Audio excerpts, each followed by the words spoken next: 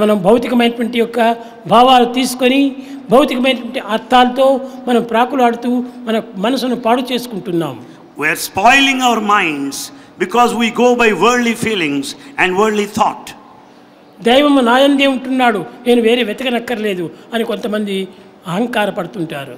Some are egoistic with the feeling and begin to declare that God is in me, why should I search for him? కానీ ఈ జీవితం అనేటువంటి వృక్షం లోపల In this tree of life రెండు విధమైనటువంటి యొక్క గుణములు ఉంటున్నాయి. there are two important qualities. ఏమిటి ఆ గుణములు? What are they?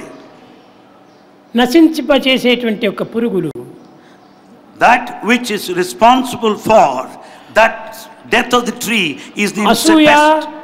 కేవలము ఒక చీడ పురుగు, The jealousy is a pest, అహంకారము ఈడ పురుగు. and this ego is also the white ant that eats. కనుక అహంకార అసూయలు రెండు కూడాను ఈ మానవ జీవితం అనే వృక్షంలో ప్రవేశించి దీనిని నాశనం చేస్తున్నాయి.